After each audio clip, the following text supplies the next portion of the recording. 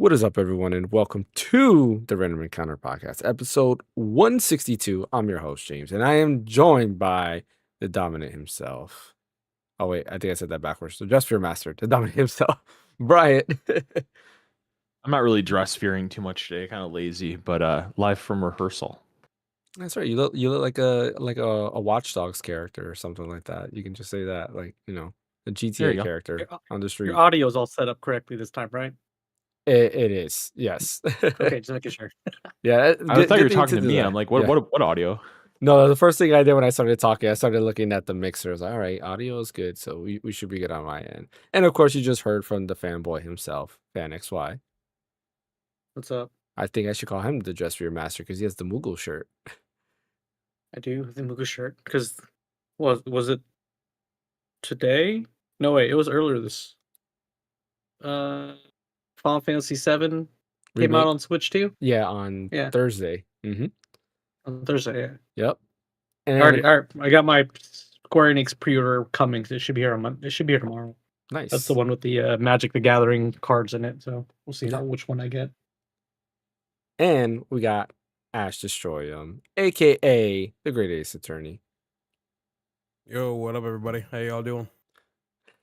We got, it's funny. Last week there wasn't much to talk about, and we didn't get to do the podcast, unfortunately, because my whole house was like the plague, went through the whole house, and it was pretty bad inside my house. So we did not get to do that. I didn't do any streams, no podcast or anything like that. But there was a couple cool things that came out of what happened last week, which I'll be talking about in a little bit. But before we get into that, don't forget to hit that like and subscribe button.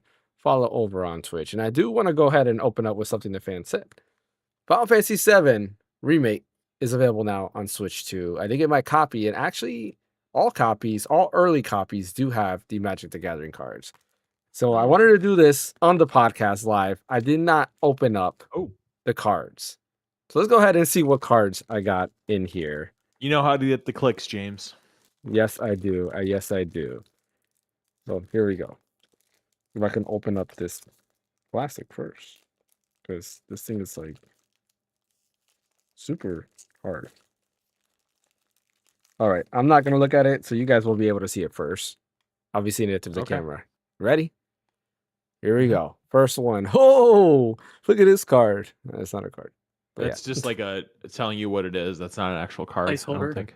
Oh yeah, it says art series. Oh, it's actually cool. Hold up. Who's this guy? I don't know where he's from. It's hard to see because the lighting. It says Crovis. I don't know who that is. Huh. I've never seen him in any Final Fantasy. No idea. Crovius. I don't know who that is. Crovius? Yeah, I've never seen him in any Final Fantasy. But that's what that card is. It's pretty cool. And then here, what do we got here? I can't read it because it's backwards on my screen. I can't tell. Let's see. It says, Gungaga, Reactor Town. Oh, Gungaga. Okay. Yeah, that's cool. It's a land card. What do we got here? Ooh, it's shiny. What is this? Lightning. Ooh. Oh, wait. Is it lightning? Who is that? What character is So that? that's Yeah. 13. Lightning. Can you see? Lightning? Oh, this is my lighting. I'm trying to get my Yeah. lighting. Oh, it could be holograph. characters from other Final Fantasies? Yeah. Oh, I It's thought it was called just a Final- 7. Yeah, it's no, just from the Final called. Fantasy series in general. Yeah, so it's just called Thunder Magic, and it's lightning. That's cool. All right. You know how I feel about lightning. This is Final Fantasy 2. This Okay. is Wild Okay. Rose Rebellion, so it has like the main character, the main artwork. It's kind of cool. Summoner That looks like Odin. Primal Odin. This is the Final Fantasy 14 version, which is kind of cool. Okay. I don't know what that says. Coral Sword. Final Fantasy 5. Steiner. Oh, that's nice. What is that? An airship? Yeah, just this cargo ship. I think it's Final Fantasy 11. Final Fantasy 9. It's a lot of cards. Fight On. Yeah, it is. I have like 20 of these cards already. Magic Pot. What does this say? Paladin As Arms. soon as you said magic pot, I automatically thought pot of greed. Oh, Pot of green? Greed Pot of Greed. greed. from Yu-Gi-Oh. I know, I'm kidding. From Yeah. Yu-Gi-Oh. Ice Magic. What is this? This is a guy from Final Fantasy Something 12, pot of right? greed. If you Yeah. added just 2 additional cards to my deck. Vayne. Waka. This is what? Blitzball Shot. That's kind of cool. And then the last one is Haste Magic. And it has Cloud there. Okay. But you got one with a holographic on the background. Which is Yeah, the lightning Thunder Magic, the Lightning one, The Thunder Magic. which is kind of interesting. Yeah, it's tiered. It says choose one additional cost. So Thunder, 0. Thunder Magic deals 2 damage to target creature. Thundara, 3. I don't know what that means. Thunder Magic deals 4 damage to target creature. Thundaga, 5. Thunder Magic deals. Oh, wait, what does it say at the bottom? I forgot what the arrow. I haven't played this in a while, so I forgot what the arrows mean. But yeah, these are the cards that I got. Cool. And I got this, whatever this art card is. Oh, it says who it is. So Crovius is the artist. It's Edgar Okay. from Final Oh, Fantasy VI. That's who it is. Okay. Gotcha. Yeah. On the back, I maybe if I read it on there, but it says it. I don't know if you can see it at the bottom. It says Edgar. Oh, that's kind of cool. Man, I wish I got something cooler, a better art card. I can't wait to see what you get, man. I hope you get something cooler than this. But yeah, I've been playing Final Fantasy VII Remake. I gotta say, like, reviews are already out there. You've probably seen the reviews, and I do gotta say I agree with them. The performance on it, it's amazing. This is my 4th time now going through the game because I beat it on PS4, then again on PS5 when the update came in with Intergrade. Then I beat it again on PC when it was available to be played on Steam Deck, and then now I'm playing it on Switch too. And I gotta say it runs really, really good. It looks really, really good. I know some people were complaining about the hair in early demos. I think the hair's fine. Like, yes, they're pixelated. It's definitely not as clean as the PS5 version, but it still looks really, really good. I can't really How's it complain compared there. to PS4? Definitely better than PS4. It has better textures for sure. Digital Foundry did a Okay. video where they compared it, and it looks like it's using the majority PS5 textures, but there are some places that they notice PS4 textures. I haven't noticed it yet. There are 2 things though that I've noticed. There's the opening scene when after you blow up the reactor, you go through and there's like fire everywhere where you see Sephiroth. There's a part where it does a close up on the fire, and the fire looks great, but then in one scene out of nowhere, the fire is like super pixelated. So it looks like 8-bit like pixels. I'm talking about just flying out of the fire, which I thought was kind of funny. And then the water in the water fountain looks pretty bad as well. But that was me actively looking for something. Like while I'm playing the game, I'm looking for something to be bad. And those were the 2 things I really noticed. Everything else outside of that looks great.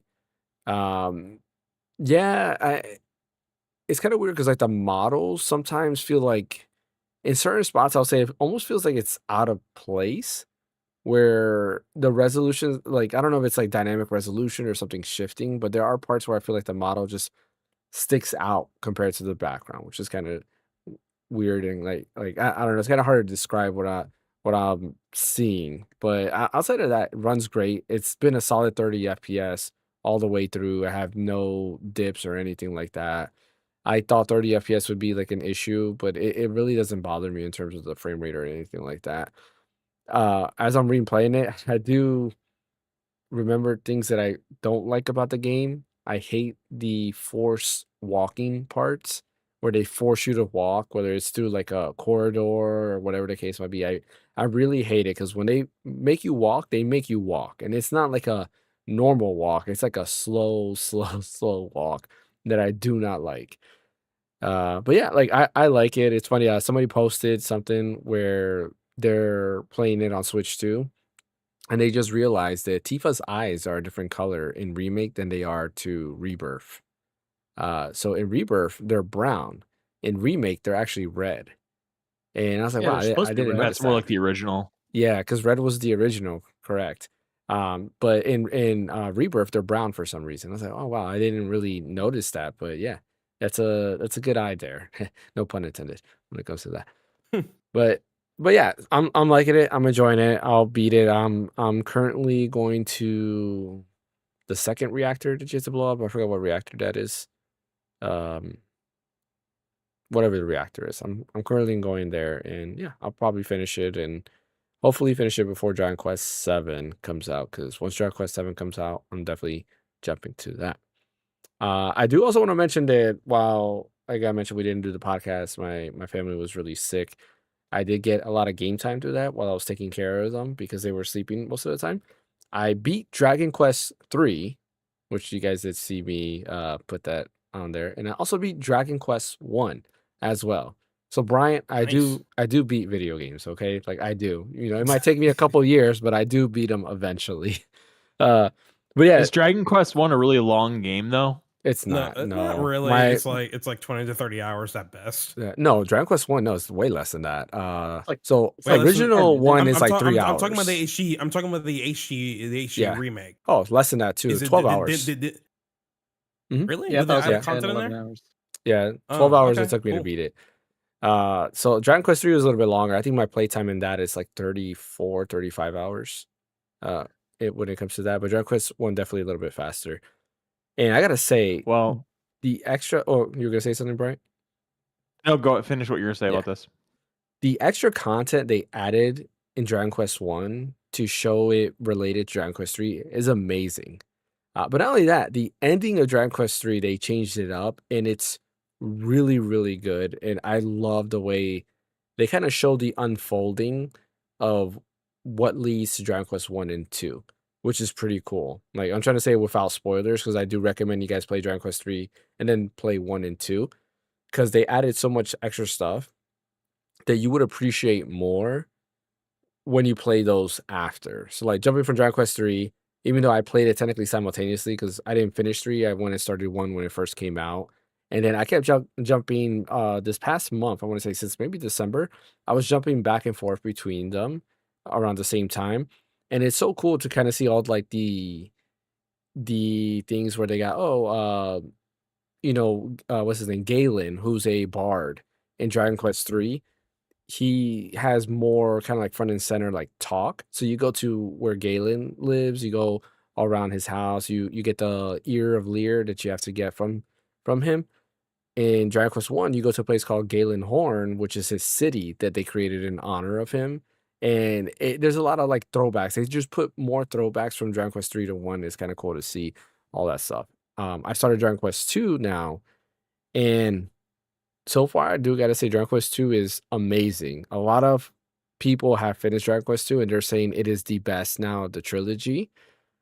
And from what I've seen, because like I said, I skipped to the ending, and from what I'm playing right now, I do gotta say they've added more features, especially in the battle mechanics, than 3 and 1, that I'm liking it more already than 3 and 1 HD2D. So I'm super excited to continue playing that through. I probably won't finish that till way later on because I'm gonna finish Final Fantasy 7 Remake and then play Dragon Quest 7 Reimagine, and then maybe I'll go back to that if nothing else comes out. But yeah, definitely play these games. They are amazing remakes. It's a remake done right. Like they literally made these games way better than the original version. Usually that doesn't happen. Usually they're different, and I think they might complement like the older one, but it doesn't really replace it. In this case, I think these games truly replace the older versions of Dragon Quest, and there is no need to go back to those games. It's not like a Final Fantasy 7 remake situation where I feel like you can still play 7 and play remake because they're technically two different games. Or even like Link's Awakening is a good example. Like even though you can play Link's Awakening on Switch, I still think if you go back to the Game Boy version, it still holds up and it's still very fun to play. Where in this case, I think just everything it does it so much better than the original's done that they're well worth it. So yeah, highly recommend playing the HD2D remakes. What were we gonna say, Brian, earlier? I was gonna say that I can finally do some Dragon Quest chat because I played a good chunk of that demo. I haven't finished it yet, but I think I got pretty far. I don't know how far into it I am if like I'm almost at the end of it. Did you finish the demo? I did, yeah. Okay, Yeah, so I also did too. I just got to the town where they're like destroying their village on purpose to get their women back. Okay, yeah. You know what I'm talking about? Yeah. How far away am I from finishing the demo? You still got quite a ways, maybe like another 2 hours. Seriously? That's a Yeah. long demo. I So don't know I what have it to is, say, but every Dragon Quest demo is long. Yeah, that is true, they are very long. I have to say, it kind of surprised me. I played Dragon Quest 11 years ago, and I got to a certain point, and I just couldn't deal with the MIDI music anymore, and so I kind of hung it up because I just couldn't do it anymore. I could it just because the world was so beautiful, and you just are so inundated with all these other RPGs that have these orchestral scores, and it sounds very it sounds like part of the times. And then you have Dragon Quest 11 that has this beautiful art style, and it just has this lame MIDI music from like what Final Fantasy 7 sounded like on my E-Machines computer from like 1999. And I understand that there's lots of elements to Dragon Quest I've found that are they're vestiges of other Dragon Quest games, like that noise when you finish a battle, the noise when you go in and out of buildings.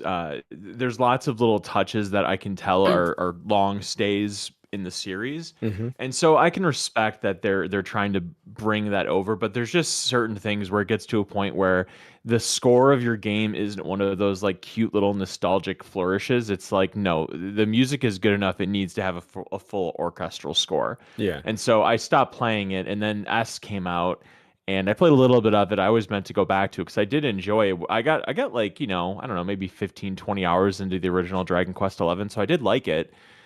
So then when this came out, I really wanted to get into it just because you talk so glowingly about it, and there's just a lot of really good buzz around it. So I started playing it, and I really like the music a lot, obviously. Um, it's very clean. It's a very clean game. It's very minimal. Like it's stylish in a way, but it's not busy. It's just very okay. You're going to the town, and you're in the castle, and it's just very simplistic, but in a very it's very simple. It's very simple, but it's very detailed in a way. And I don't know. I just think it's very aesthetically pleasing. The character models, people kind of make fun of Kiefer and how he's Matt Damon from Team America World Police, but it's fine. It doesn't really bother me that much.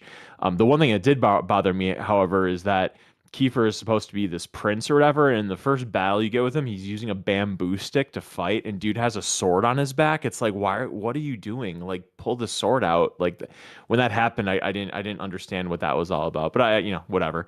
But anyway, so I got to that part that I was talking about. I like the battle. The battles are very simple, very fun. I will say that the character of Maribel really got on my nerves. I thought she was just insanely grating, in like the worst possible kind of movie tropey kind of like little sister kind of way. I'm trying to think of a character that she kind of reminds me of in fiction, where she basically invites herself to your adventure and is saying, "Well, if you don't let me go You with ever you, I'm watch, going to tell on you." Rugrats? Yeah, Angela? she's like Yeah. Angelica, right? Yeah, Yeah, yep. I think that's what you're Angelica, kind of yeah. saying. Yeah, yeah, I could see that. I could see that. So, she's all bitching because she doesn't, or she wants to go on the adventure, and you're like, no, it's too dangerous. And she's like, well, if you don't take me, then I'm going to go tell the king and just blow up your whole plan or whatever. And then you're like, okay, fine. And so you take her, and then you get transported to this world, and she's like, well, this is all your fault. I'm going home. And it's like, good luck. You're in an alternate reality right now. Like, you can just go walk into the ocean for all I care. And her voice is just really annoying and everything. So, yeah, but maybe she redeems herself further down the line. But I am looking forward to getting back to finishing it.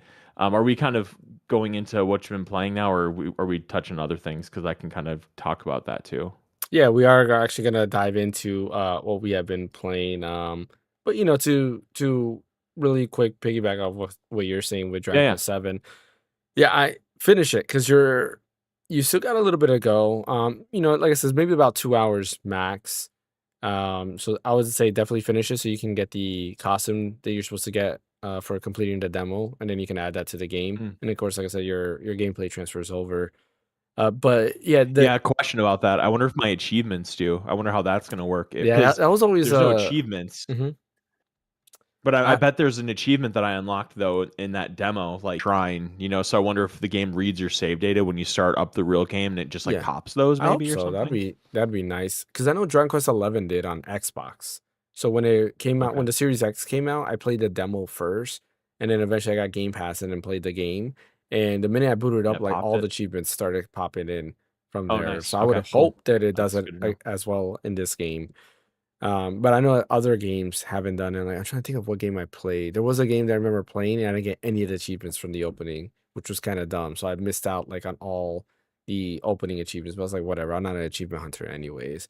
But I would definitely recommend finishing it. Great story. Like it ends up pretty good. And like I tell most people, Dragon Quest is pretty depressing. There's a lot of sad stories in Dragon Quest. Going back to Dragon Quest 3, so originally Dragon Quest 3 is a whole like, oh yeah, the hero saves the world story, but then like they put a lot of sadness in this version, and then they show the sadness in Dragon Quest 1 where you realize, oh wow, like he this is not really spoilers, but it's like he saved the world, but then what did he lose? Like everybody gained peace in the world and everybody's excited and happy, but what about the stuff that he lost? And nobody really thinks about what the hero has to sacrifice to be the hero. Which is it's kind of sad when you really look at it. And Dragon Quest has a lot of like very sad themes. But yeah, highly recommend it. Fan, definitely you should try out the Dragon Quest 7 Reimagined demo. It's well worth it for sure.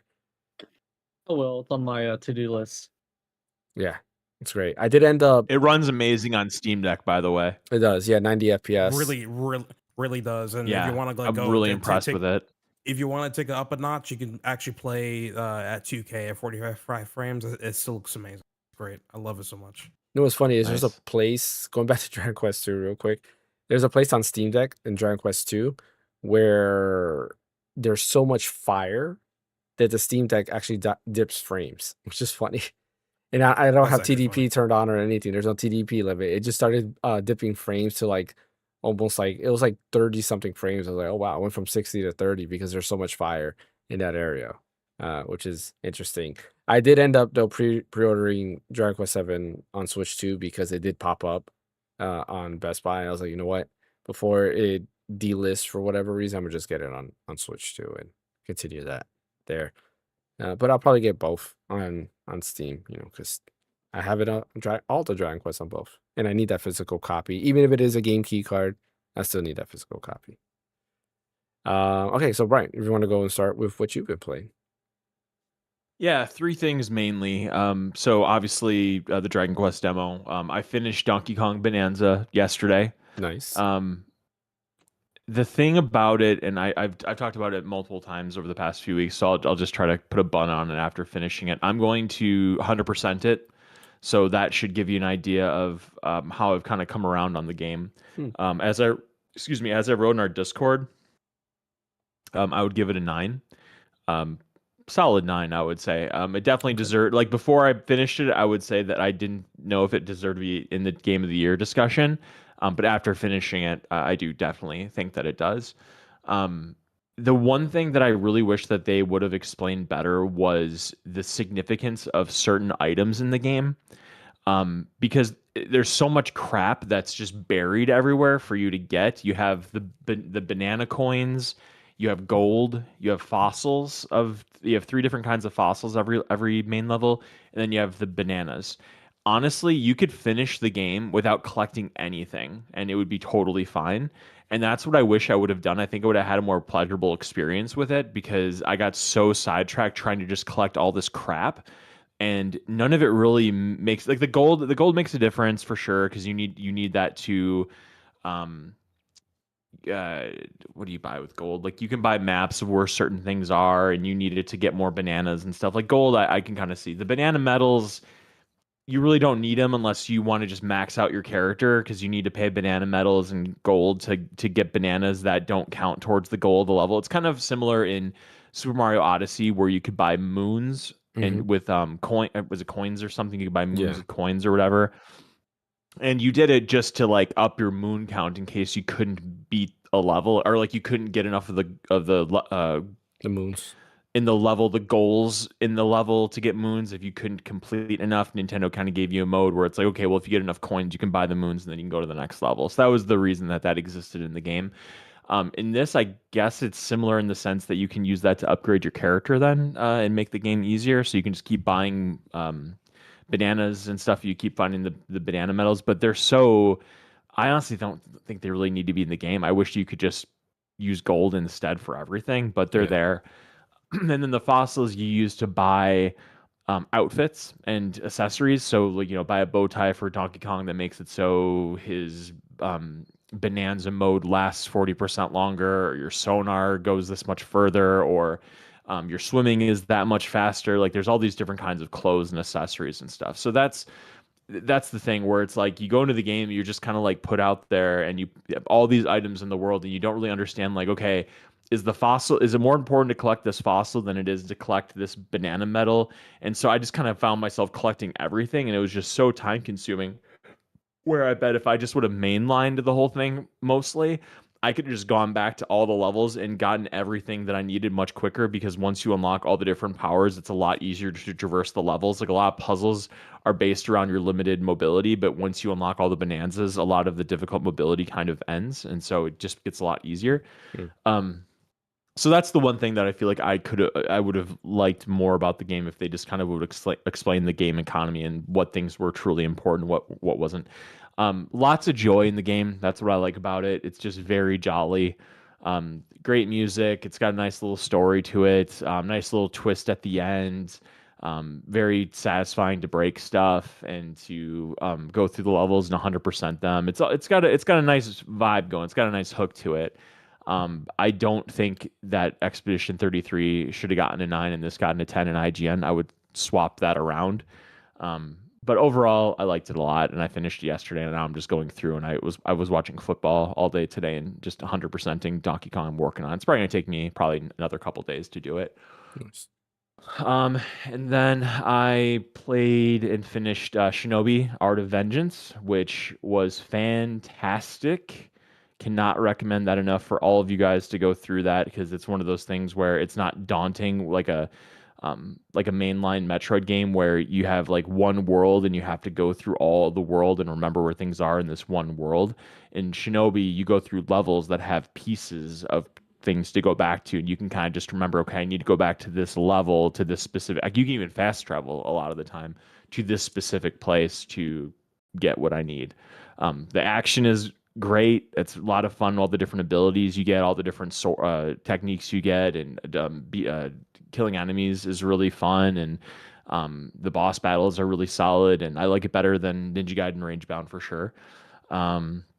And so that was a very satisfying ending. I was thinking about going back and trying to get all the Steam achievements for it, but some of them are really tough, and I just have so much other stuff to play, so I'm probably just going to stick a pin in Shinobi Art of Vengeance for now. And then lastly, I've been playing Doom: The Dark Ages. I just decided to kind of load that up on PC, and I've been having a blast with that. It's probably hooked me more than either of the two other. What'd you say, fam?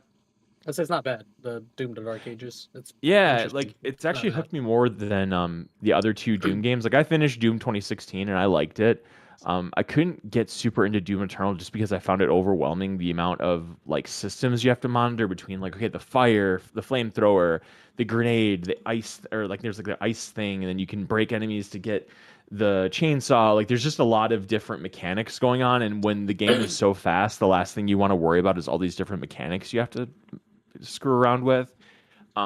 Dark Ages, I feel like, kind of takes a step back on that. With Dark Ages, you have this really cool shield mechanic where you can throw your shield, you can use it to bash enemies and like blow them up all at once.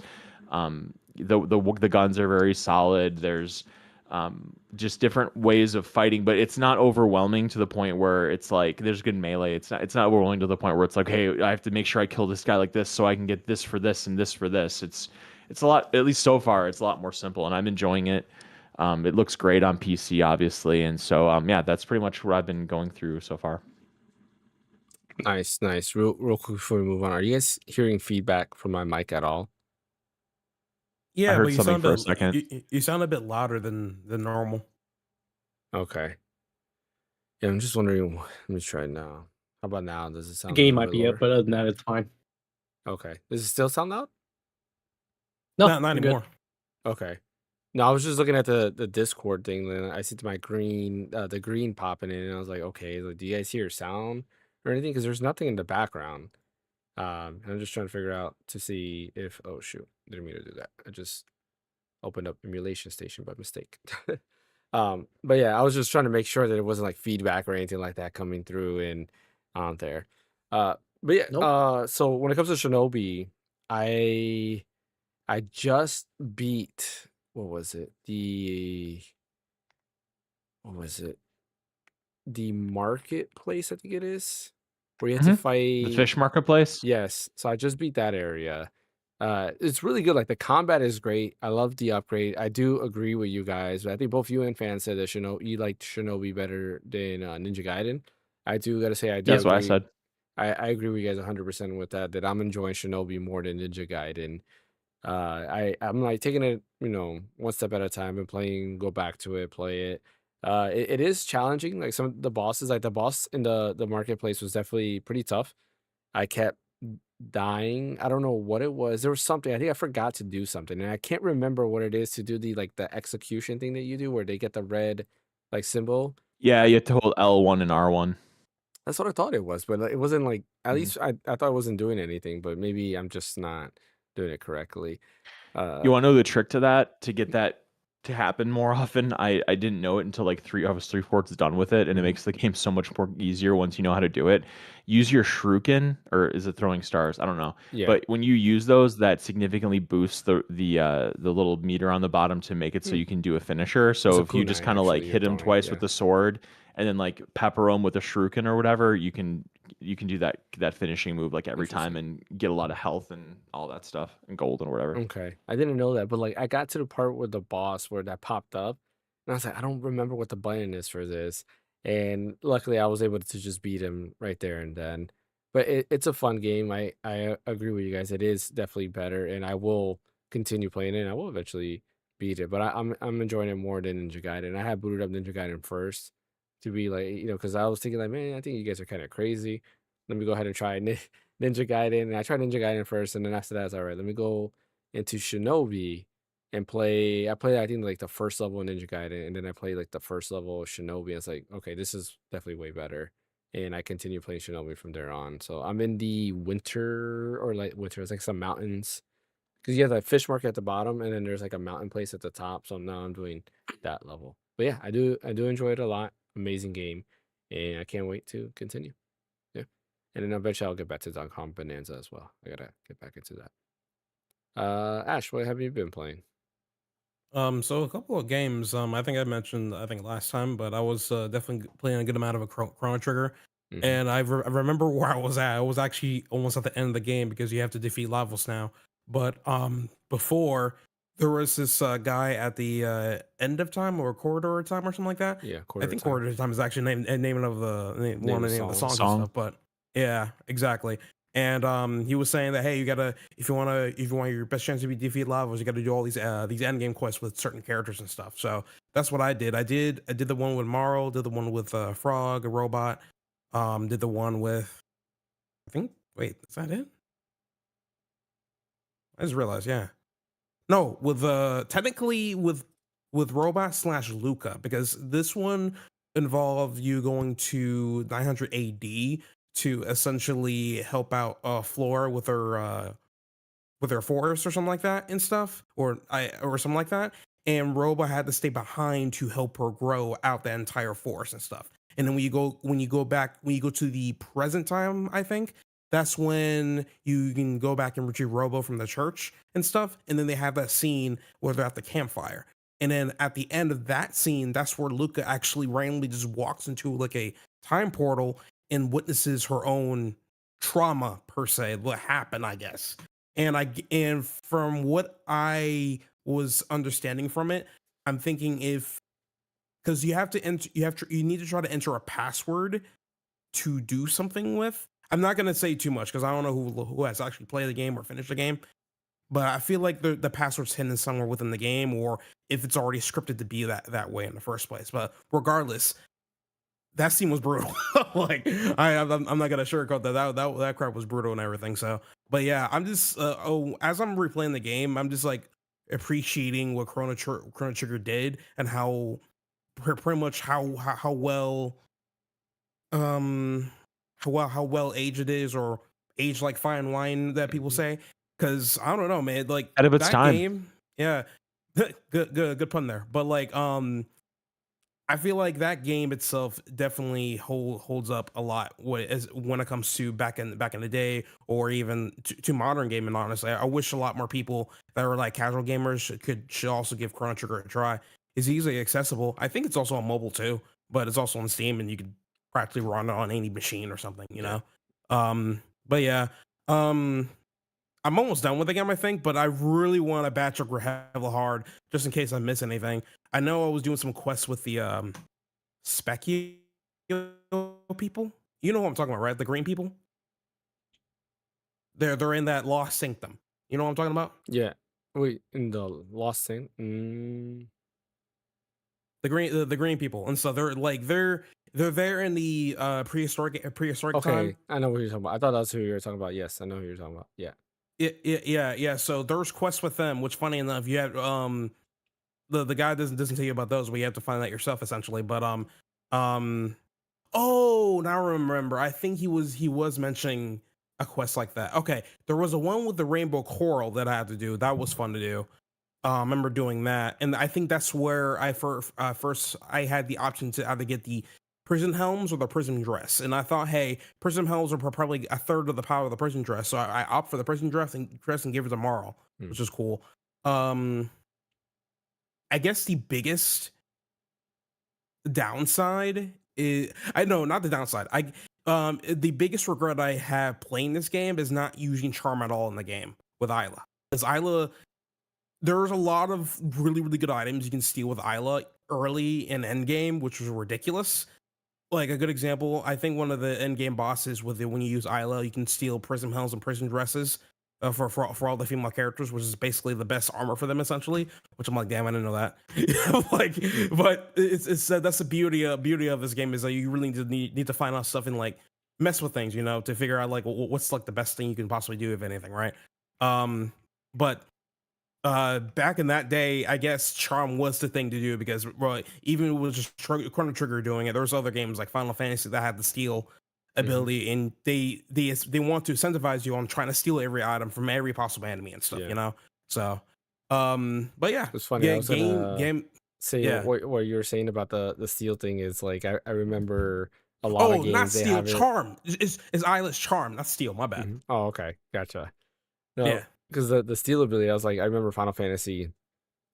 I think they even added in remake where if you steal from when you go to like the train yard where like the ghosts are, if you steal from them, I forget what you get. You get something from if you steal from that boss, and it's a really good. I don't know if Mhm. it's armor or weapon or something, but it's one of those things that's well worth it. And I remember games back then, even Final Fantasy 9 had it, where I had a guide and it would tell you that you should steal from this boss because you get a really good armor. But I feel like that's time in the past. Like a lot of games don't do that nowadays. But go ahead, Ash. Oh yeah, 100%. And like, only other game where people tell you to do steal, but it would be a pain in the ass to do, is actually in Final Fantasy 9. Funny enough, because in the OG Mhm. version of it, you have a certain, or I wouldn't even say like just that game, but any other game you do, when you have steal, there's like a certain percentage that you have of a chance to actually steal the item from the said enemy. Mhm. But if you play the PC version of the game with a cheat where you just increase up to 100%, you could just use steal on the enemy without any difficulties whatsoever. And so some of the OGs that I've seen that play Final Fantasy 9 completely understand why you want to increase that 100%, because it is a pain to actually try to like steal certain things for certain enemies, which I definitely get, if anything. But yeah, other than that, I think I'm like almost done with the game. It's just one of those paranoias when you're playing a JRPG, especially with a game like this that doesn't really give you too many hints on like what to go back and look on. I'm just like doing a whole bunch of backtracking before I fight lava. So I'm pretty sure I'm more than ready to like kill beat Lavas essentially. But there's like other things I Don't found out where Expedition 33 it, where you Hmm? don't finish it. You just oh no, well this game will be fine. But there was one particular one that I found funny is that with Isla, when she reaches apparently from level 90 to level 99, she finally gets a new weapon called the Bronze Fist. And what's interesting about it is that when she does when she hits does a critical hit on it, she automatically is 999 damage and stuff. And apparently, if you pair that with another accessory, it just makes her even freaking more crazy. Apparently, so will I try to XP farm that? Probably not, because I think that'll be a bit more overkill at that point. I think for if anything, I'm going to just mainly focus on the achievements I can get, because for the most part, I see mainly achievements are just the endings of the game from the most part, because I think there's 5 endings to the game, but there's like 11 achievements, so I guess half of that is endings and the other half is other stuff you have to look for too. Which, funny enough, I'm almost on the end of the game. I never got a single achievement from this game at all. Really? So I must be doing something wrong, if anything. So, but yeah, and then the other game I've been playing, which this game recently came out, is called Arknight's Enfield. I don't have to tell you, the feelings I have for this game is good for the most part. Definitely reminds me a lot of Izumi Chronicles X, especially on the setting and environment. The optimization in graphic fidelity in this game is extremely amazing, and the fact that this game was well optimized by open release was freaking insane. Like, I have to applaud them for that, but I can definitely understand why people would not try to play this game, because the game unfortunately is not really that free to play friendly. Obviously it's a gacha game, but this particular gacha system is not really that well praised compared to all the gacha systems like whatchamacallit, Genshin Impact, Wuthering Waves, and all that kind of stuff. For me, from what I found based on like experts that actually played previous Arknights games and all that stuff, it's not that smart to even use the gacha system, and rather just do the old-fashioned way and just max out all your characters that you currently have and complete the end game content, because they're not pressuring you to try to get the latest character that comes out to complete the set of content. You can still do whatever you want to do and complete everything that you want to complete. But the fighting and mechanics and stuff is almost like a Xenoblade, but there's a lot more involved, because you obviously have to do your own combos and stuff. But whenever you trigger like a certain skill, you can actually do like a mini chain attack and stuff amongst it. And it's like, and it happens really fast, just like that, and it's really fun to do. And the other thing that people may have some issues with, which I mean, I kind of have some issues with it too, is that that a good majority of the game involves with the factory mode, which one of my cats knocked down my thing in the bathroom. Oh boy. Anyway, is the factory thing, which essentially, if you ever played, and this is probably gonna be a really bad comparison, but if you ever played something like Factorio, for example, they kind of have that kind of mode in this game, and it's something that you can't really fully ignore, because it's one of the fastest ways for you to grind out materials for your characters and stuff. But So like Dark Cloud. Yeah, like Dark Cloud and stuff. And I can understand why people wouldn't like it, but at the same time, they have a feature in the game where you can actually download blueprints of like a factory you can make, essentially, to get all the materials that you want. So you don't have to put too much time into it in order for you to get the most out of your characters and stuff, you know? So, but overall, the environment looks so freaking beautiful. It's just, everything about this is great. The story itself, it's like, so far, it's kind of meh. It's like a C. Voice acting though is pretty damn good. I really love the voice acting for the game. I'm currently playing in English right now, but I'm pretty sure other languages are also good as well. But yeah, pretty well put game for right now and stuff. And I'm looking forward to see what else they do with it from here on out and everything. So, but yeah, that's pretty much from my side. Nice. Yeah, playing another gacha. I don't know how you do it, Ash, with all the gacha games. I do gotta say that. Listen.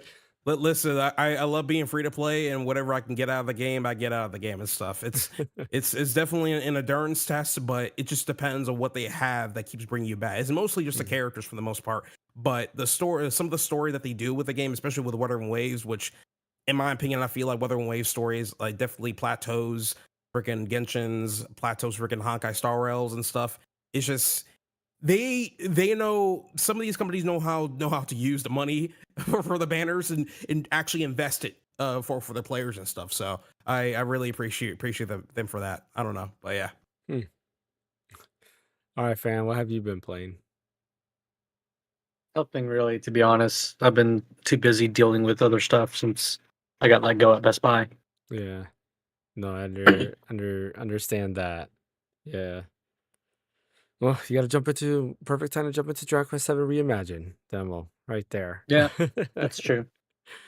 I've been meaning to download the demo, just haven't done it. I was debating if I wanted to download it for the Switch 2 or if I wanted to do it on Steam. Yeah. I mean, Steam Deck, you'll get 90 FPS on like medium settings. I want to say. I don't think it's high. I think it's like medium settings. Oh, I Uh, got 90 off of high settings. you sure? Because Yeah, I I'm do sure too. is it high? Because I just want Yeah, to show yeah. up Well, mine and I was not getting 90 on high at all. I had a lower like shadow Oh, quality and some other stuff.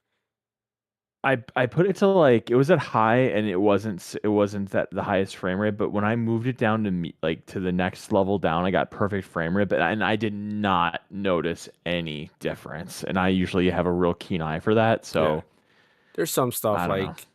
like there, but I feel like yeah, if you do because the highest settings is what I was saying. Like I tried it and I was not getting 60. I was definitely getting like 35, but the setting below that because I think it's just low, medium, and high if I remember correctly. Medium was the only way I was able to get 90 FPS. But if you do Switch 2 is probably a mixture of high and medium settings on at 60 FPS cap, of course. And it looks great. Like I honestly it doesn't look bad at all.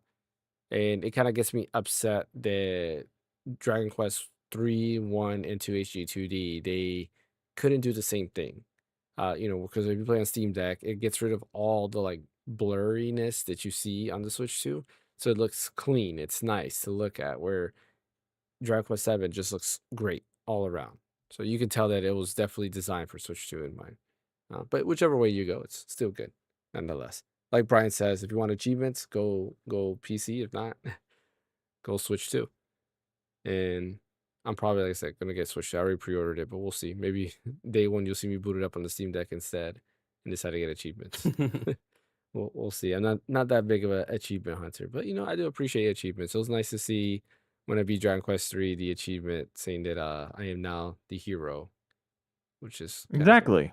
Yeah, that was I really nice like to it see for that. timestamps. Like it's Hmm. something where in the future, like 3 years from now, I can go back in my achievements and be like, what was I doing in 2022, and I can look at that. It's kind of cool. Yeah.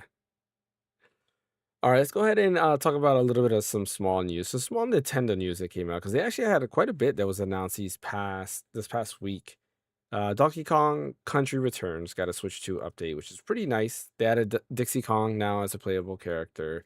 They did update the graphics and they update a lot of scenes. So from what I'm seeing and a lot of people are analyzing it, it seems that Donkey Kong Returns HD was based off the 3DS port. So the 3DS Okay. port had a lot of missing, like, what's the right word I'm looking for? Like Like the shadow. effects, yeah, shadowing and stuff like that. There were different effects and different graphic settings. It kind of just looked like what they did is they just went ahead and just like, oh, instead of making it 360p or whatever the 3DS screen was, let's make it 1080p and call it a day. But they seem to fix a lot of that. Like the sun, for example, was one that GVG pointed out, where in the Switch and the 3DS version there is no sun setting at all in the level where it's just shadowing. It's just it's just a dark background. Where and now in the update, the sun does set. There's some other weird things. If you played co-op and one person jumped on the platform will start going down right away. So if you're the second person were to jump on that platform, they couldn't. They would just fall right through and that's it. So only register one player. So meaning somebody would always die no matter what. They fixed that finally in the update, which is funny because it took a year for them to fix that. But now two people can actually jump on the platform so you can play co-op properly. How they do the Dixie Kong thing is pretty cool. So you'll have Dixie Kong playing, and before a cutscene comes in that shows Diddy, you'll see them like tag each other out, and then Diddy Kong will come in and like do whatever, and then they'll tag each other back in, and Dixie Kong will come back. So nice update, that for sure. I still haven't picked it up. I definitely want to pick it up. So we'll see. Maybe if there's a sale or something sooner rather than later, I'll pick it up because I do want to play it because I did enjoy it on 3DS. I did own it on 3DS, and I would like to play the game again. The music's great. Love the music in that game. great game that Retro did. But that's not the only thing that Nintendo had announced. They also did a small little, not even a direct, but they showed the overview trailer for Super Mario Wonder and Meet Up in Bella Bella Park.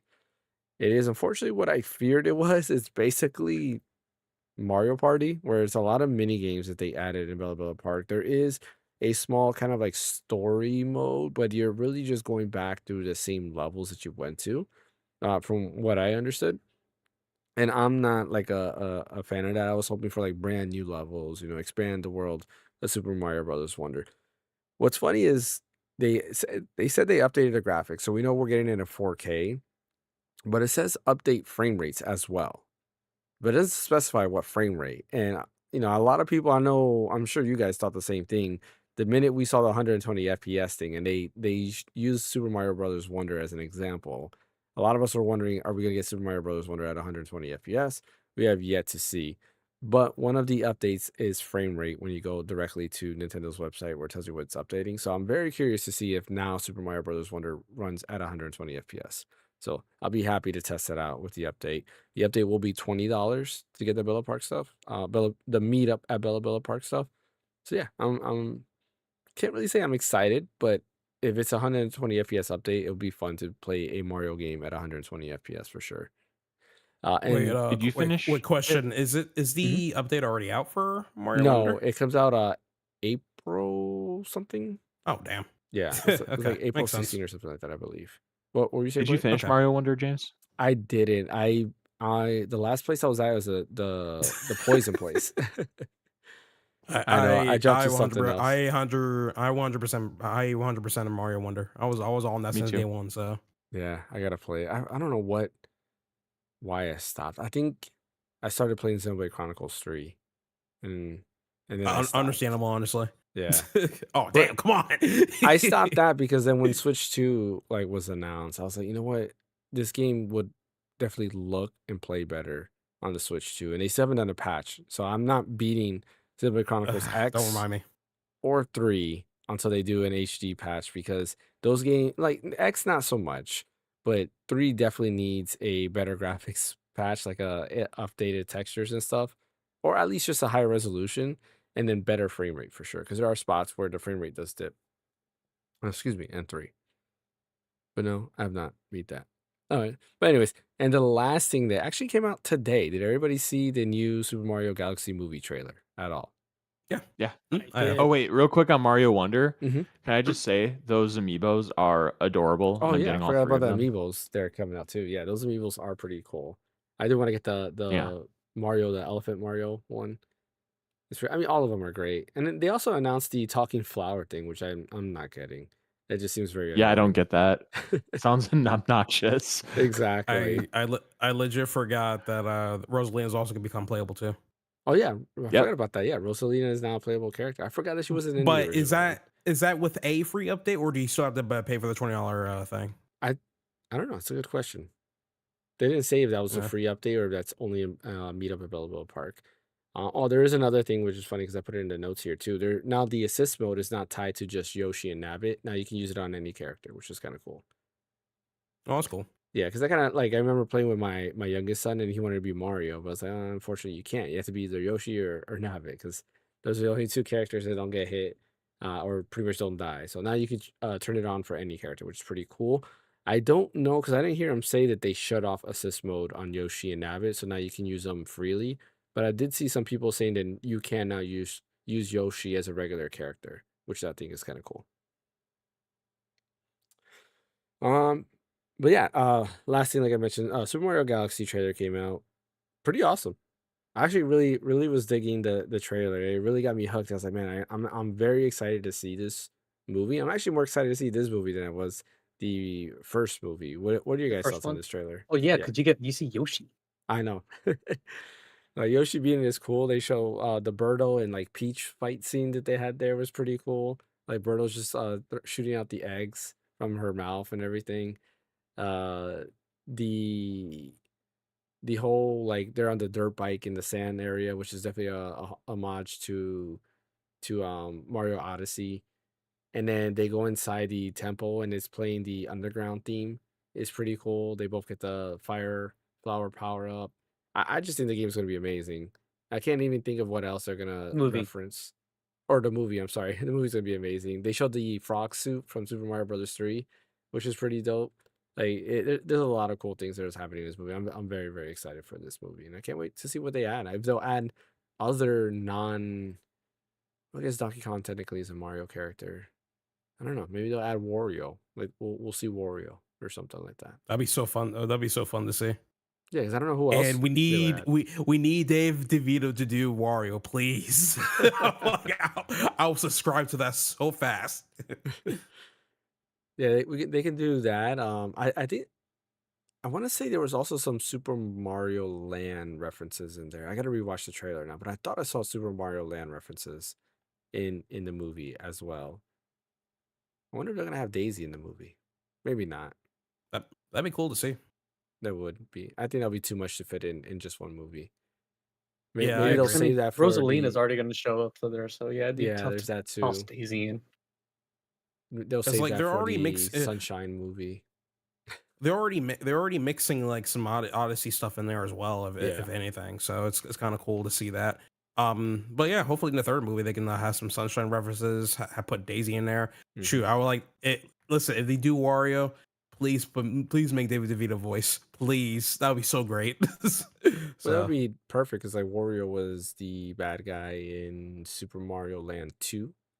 So that would make mhm. sense for a movie. And then you could have Daisy, because Daisy's originally from Super Mario Land. Uh, I don't know who else, like what else they got. I mean, they can kind of mix up a bunch of things. Who will make a good cast for Daisy? I don't know.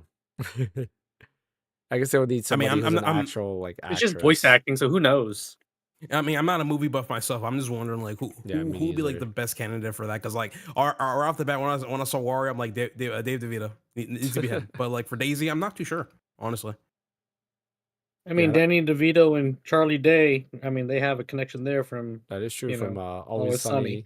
Yeah, that is true. So they could pick one of the other female actresses from Always Sunny, Makes sense. or Charlie Day's wife. She Ah, could do it. Who's that? She's actually in Always Sunny. She plays Okay. one of like his his love interest. Like she hates him, but his character loves her, Okay. That's which I pretty think cool. is funny. That's cool when they do things like that. I always think that's kind of cool. Like I think in Thor, if I remember Thor, doesn't like Chris Hemsworth, does he add his like wife and that's his real daughter in the movie too? Isn't it?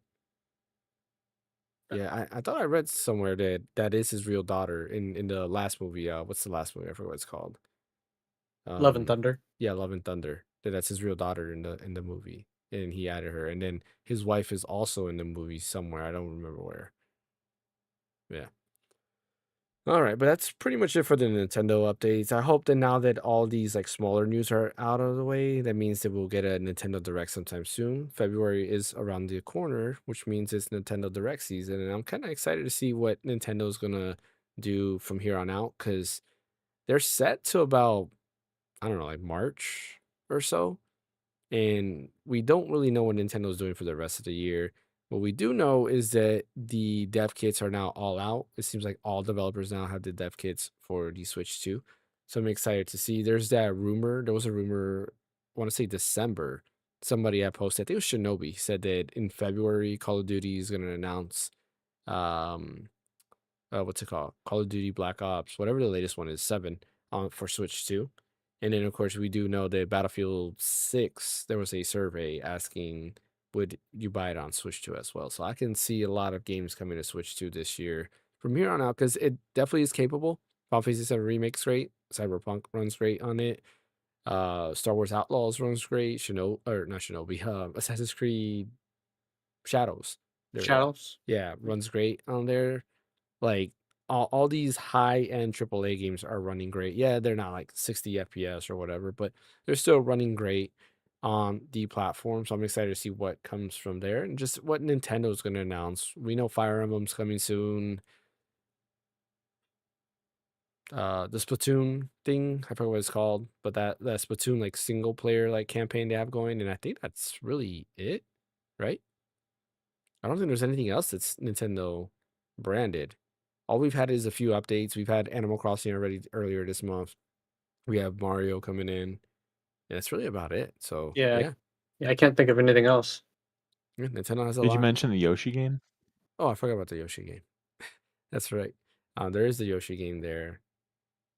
And I think that's it after that, right? There's nothing else that's coming that we can think of. So far. Yeah, so that's it. We'll see what Nintendo kicks in February. All right, let's talk about that Xbox Direct. Did everybody here watch it? Nope. No? The only thing I watched were the trailers for Fable, Beast of Reincarnation, and Mhm. Kiln. Okay. What were your thoughts on that? Fable looks cool. I'm excited for that. I'm interested to see how they do the whole recognition or thing.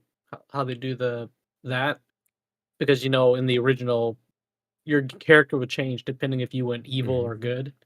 You know, but they said in this one it's all gray, like it's Yeah. just there's no black and white. It's all like a mash of gray. So I'm wondering if they're gonna do anything that would actually like change your character's appearance depending on how far you go in certain aspects. But Yeah, and I think they also said that every NPC has their own like morality system. So what you might think is good to you, the NPC might not yeah, think is good, which is interesting. yeah, So yeah, like not that's like, you might say like, hey, steal from, you need to steal from this, or like the NPC might say that really no, and then they might see you as a bad guy now because you don't want to steal, even though you're like, no, stealing's bad. I probably shouldn't steal. That's kind of interesting, and I wonder how that engine is gonna hold up. Like, what's very interesting about Fable is just that Playground Games, who the only thing that I know they've done is Forza Horizon. They're making this game. This is a company that's only made racing games. Is now making an open world RPG, which is very, very interesting. But Fable does looks cool. The only Fable games I played were 2 and 3, and I enjoyed them. I thought they were pretty fun. I played a little bit of 1, the remake, but I liked 2 a lot. I played it on 360, and then 3, I remember buying it. I think that was like a Black Friday bundle that came with Fable 3, so I remember buying it there. But outside of that, this one looks great. I'm excited to try it out. I don't know. yeah. I only did 1 and 2. Only played 1 and 2. I didn't play 1 and 2. 3. 3 was divisive. I liked it. I enjoyed it. I played a lot of it. I remember what was it? It would have been back what 2011 or something like that. Whenever that game came out, I remember playing quite a bit of it, and I enjoyed it a lot. They had like some type of online multiplayer system where somebody could like come into your world, kind of like Dark Souls, where you can play together, which was pretty cool. I remember testing out that feature. I was like, oh, this is pretty neat. There's a little bit of like co-op in it. But yeah, I'm excited to go. Oh, there was also the Fable game on 360. I don't know if you guys played it. It's like Crystal Chronicles, where it's like a 4-player game, and you have these little worlds, exactly like Crystal Chronicles. You go to these worlds, and then you play a level in 4 players. You upgrade your weapons and all that other stuff, and it was super cool. I remember playing that with my brothers, and we had a blast playing it. Really awesome game. I forgot what it's called though. It's a Fable game. That's all I know. But that game was pretty fun there. What was your thoughts on Beast of Reincarnation? That game looks interesting. Mhm. I'm surprised Game Freak can actually make a game that looks that good with all the crap they've been doing with Pokemon. Yeah, it makes you wonder, like, is it really the Pokemon company that's really bogging them down? Like, what is going on with Game Freak when it comes to Pokemon? But that's a different topic for I bet another they day. have like strict guidelines, Mhm. and like you need to abide by these guidelines. And there's some, deviation, but not too much. And they Yeah. have to like stay within their lane. Mm. That's the only thing I could think of. But it looks cool. The trailer that showed off the gameplay was cool.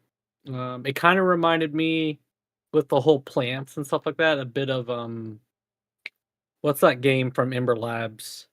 Oh, Ken of Bridge of Canterbury. Spirits. Yeah, I think it was pretty Yeah, good. with the I like that plants game. and stuff like that. Like it's like a mix of that and um Horizon Zero Dawn. Instead of Mhm. machines, it's plants that take over the world. Yeah. It's an interesting story there, where it's a post-apocalyptic Yeah. world. And I think it's kinda neat where they have, like, you can command your what is it, like a dog or is it like a wolf? Whatever, like, their It's a pet wolf. is. Yeah. Yeah, it's kind of like Avatar, Mhm. where like her and the wolf have like a symbiotic relationship Mm. because there's moves that you can do that the two combine together. Yeah. So that game looks interesting. What do you think of Kiln? I don't think that's my type of game. It just looks like a party game that that was weird, where you make a pot, and then depending on what type of pot you make, you're have a certain character or abilities. I don't know. Hmm. I couldn't watch too much of that trailer. It was like I was falling asleep at that point. Yeah, it wasn't my cup of tea when I saw that. I was like next. I'm not a big Double Fine fan. Like I don't think Psychonauts or any of that stuff. Like it's not my cup of tea. And just I've heard good things about them, but I just couldn't get into it. I tried Psychonauts 2 when it came out. I was just like, not my type of game. One game I'm surprisingly excited for, and I don't usually play a lot of these games, but as a kid, I used to play a lot of these games. Is Forza Horizon 6. It does take place Yeah, in Japan. Japan, which is pretty dope. And I love like how the cars that they do have available in this game are all like Japanese cars. So they show like the skyline, like the GTR and everything like that. I was like, okay, this is kind of cool. I do want to play that and roam around Japan and do all the different things they have there. So I'm excited. They show like a mech, like a giant mech in the trailer too, which is pretty cool. A lot of people are saying that's a Gundam. It's not a Gundam. Gundam does not have feet like that. I'm a Gundam expert. I look at Gundam feet and no. That is not a Gundam foot right there. But nonetheless, it looks pretty cool. I'll probably play it like on Game Pass or something. Maybe not buy it, but we'll see. If I enjoy it enough, maybe I'll buy it on Steam so I can play it on Steam Deck. But I'm excited for that. Like I know we don't really talk about racing games much, but I do have some nostalgia for racing games like Rage Racer on PS1. I have that on my Retro Pocket, and I do play that occasionally because it's just a fun game. It takes me back to 1990 whatever, whenever that game came out. Gran Turismo 2. Like I have a lot of nostalgia with that, playing that with my dad and everything. That was a fun game. I go back to that as well. I still want to get the latest Gran Turismo game on PS5. I just don't use my PS5 as much. But I still want to get that because they keep updating it. It's pretty cool. But yeah, Xbox Direct was not that bad. I'll say like what they showed was decent. I think a lot of us were kind of like Xbox, nobody really cares. It was one of those things to me that I didn't watch it live because I'm like, I don't care much about Xbox anymore. Like, you've lost my attention with all the stupid things you're saying. I don't care much for Xbox as a platform. But if the game looks interesting, then I'll try it out. And like I said, Forza, Fable, even Beast of Reincarnation, they're pretty interesting. Even though Beast of Reincarnation is not really an Xbox game, but all of that looks interesting. Fable is coming to PS5 later. Forza Horizon 6, I believe, also is coming to PS5 later. I don't think that's a launch game. I think it comes later on. And I assume Kiln is as well. And then Beast of Reincarnation is multi-platform. So yeah. Yeah, it said Beast like a reincarnation would Excuse me. be available day one on Game Pass. Oh, yeah, I think every game was available with Ultimate Yeah. or whatever it is. Yeah. Well, that's the Xbox Direct. Last major topic we have here is Ubisoft cancellations. Oh man, like Ubisoft is another company. It just seems like they keep burying themselves in their own hole. Like I don't understand Ubisoft as a company anymore. There's like really not much I can say about them outside of like I was kind of excited for Prince of Persia, Sands of Time remake, and now they just went ahead and canceled it. Like, why would you spend a lot of time saying, "Oh, we're reintroducing Prince of Persia: Sands of Time, and we restart development. It's going to come out," just to say now, "Oh, a year later we're canceling it." Yeah, I don't know. So surprisingly, Beyond Good and Evil 2 is still apparently in development. That game was announced how many years ago? Like 12 years ago, I feel Like like. almost 10, I think. Yeah, and it's still in development. We've seen nothing else except for that initial like look, and then when what's his name? Is it Joseph Gordon-Levitt. Yes, when he came on stage and they were talking about like the ad system where they'll have like real life ad placements in it. I'm like, nobody cares about ads, especially nowadays. Like you say ads, people are gonna try to install a mod that has ad blocker into this game, so you don't have to worry about ads inside there. It's just I don't get it, but that game's still in development. They now did the Square Enix thing where Square Enix is kind of doing everything is like creative business unit 1, 2, and 3, and so forth. They're doing the same thing in Ubisoft where they have a unit that's just dedicated to the Division, which is still being worked on. Splinter Cell. Surprisingly, they mentioned Splinter Cell, even though we don't know of any new Splinter Cell games. And kind of like their third-person shooters. Then, of course, there's the Assassin's Creed team. And there's the Rayman team, because Rayman is also still being developed. But they canceled a total, I believe, Yeah, of that was 6 some news right projects. there. Yep. Yeah, a lot of us didn't know there was a new Rayman game, but yeah, new Rayman game is being developed, which is kind of cool. Maybe it should be like a Rayman, like the 64, like the original one remake. Well, the original one was actually the 2D one. The one on Nintendo 64 was actually Rayman 2. Okay, so Rayman 2, sorry. The original Rayman was actually a 2D platformer. And then Rayman 2, The Great Escape, came out on Nintendo 64, I think in like 99, 2000, I think it was 99. And I just remember how amazing the graphics were at the time with the expansion pack. Like, it was definitely a powerhouse to show off how great the expansion pack made things look. And then Rayman 3, I want to say, came out in the PlayStation 2 era. I don't think it came out on N64 or PlayStation, but yeah, that new thing that Ubisoft put out, or the thing that got leaked or whatever, it was for like a 25th anniversary edition or 30th anniversary edition of the original Rayman, which that's cool. Like, that's a very classic platformer. Very beautiful. Like the colors and the 2D animation from back then are very timeless.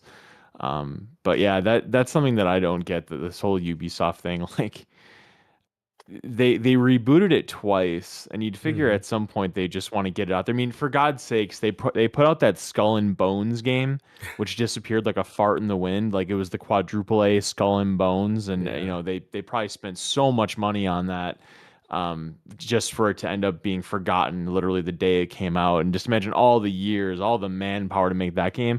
Guarantee you, if they would have come out with that Prince of Persia Sands of Time remake, it definitely would have sold better and had better critical acclaim than that. Because I mean, that Prince of Persia, what was it called? That one that came out like last year. Is it the Lost Sands? What was it called? Oh, the 2D one.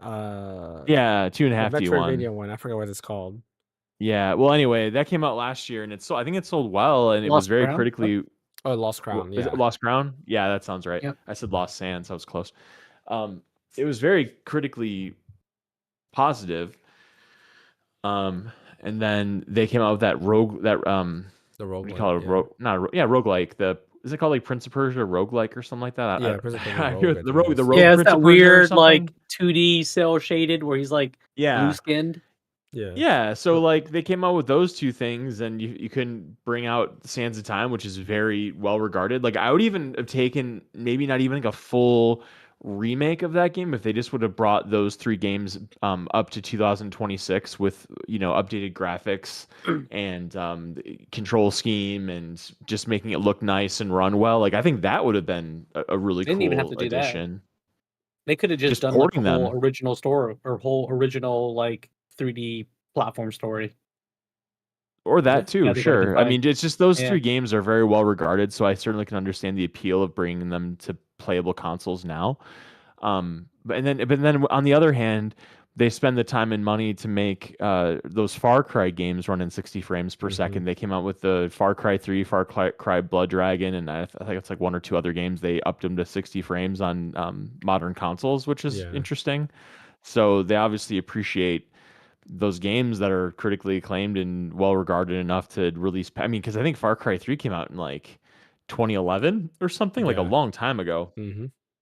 Maybe shorter than that, but they updated that. I mean, that originally was a PlayStation 3, Xbox 360 game. I'm pretty sure it wasn't a PlayStation, because the first PlayStation 4 Far Cry game was Far Cry 4. That was like the one where you're in Where isn't like Siberia or not Siberia? You're like are you South America or something like that? I don't remember. And then 5 was the one in America, and then 6 is the Montana or one where something like that. yeah, and then 6 is the one where you're like in South America somewhere too, I think. You're in Cuba. Cuba, okay. Yeah. Yeah. So just thought that was kind of interesting. But I Yeah. don't know where they're going. Like they just want to do all this live service, open world stuff, and it's just there's a market for shorter experiences that are narrative driven and they don't cost a ton of money. I don't know why they don't try to go for that. I mean, the market's already flooded with all this free to play open world stuff. Like, come out. I mean, Prince of Persia is a very renowned franchise. It's not like some random thing. Like, it has some pedigree to it. Take advantage of it instead of just burying it to make something else. Like, I don't Mhm. know.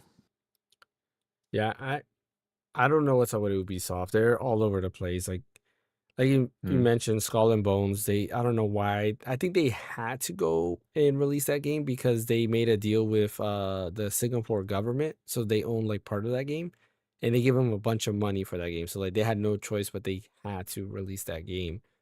But even the Avatar was a Pandora something game that they have, like they didn't do too hot, and they updated that. But Prince of Persia is That's well true. known. They have a lot going for it. It's But a good they IP. Yeah, it's a good IP for sure. Like it's a prequel to Assassin's Creed, right? Because Assassin's Creed 1 started as a Prince of Persia game before it turned into Assassin's Creed. But it's like, Oh, I didn't know that. yeah, that was how that game started. And it's like a lot of people, I don't know, Ubisoft just they don't think. They're just weird. With Lost Crown, they got rid of that development team because to them it didn't sell too well. Even though it's critically acclaimed and all this other stuff, but it didn't sell what they wanted it to sell. And they're like, well, there's no more of those games coming out. They already said their focus is really going to be on open world games from now on. They're not going to worry about any other type of games, which is I it's funny. I was watching Spawn Wave. He was having a chat with what's his name? I think it's Mr. Matty Plays is his tag. He does like retro rebound and he has like an Xbox like podcast as well. And they were Yeah, he's talking on about Last Stand Media. I think he does yes. some what's it called? Is it Podcast Unlocked maybe? No, Podcast Unlocked is Is that IGN? I think it's IGN, yeah. Okay. But is it I don't remember Defining what they Duke were or called, something but like that? Defining Duke. Yep, that's it. Yeah. Yep. So he does that. And they were talking about how every game now just feels like a chore. Like he was specifically saying that, but a lot of games now they feel like a chore. It's like for you to get into it, you're spending 100 hours because there's an open world and there's just so much to go into. And right away, my brain thought, yeah, Rebirth. Part of the reason I stopped Rebirth because I was like, man, this thing, everything feels like a chore. I'm not really having fun. And this game is just super long for no reason. Where back then, 30 hours was enough. You would beat a game in 30 hours and you move on to the next thing. And Ubisoft just, I guess they don't feel that way. Like with Odyssey, Assassin's Creed Odyssey, I thought that was way too long. I loved It Origins. was like 150 hours. Yeah, like, and I loved Origins. I thought Origins was great, and then when Odyssey was released, I'm like, "Oh, cool! You know, this seems pretty awesome. It's in Greece and all that, and I'm really feeling it. I like the whole aesthetic, the atmosphere. Like, it looked beautiful.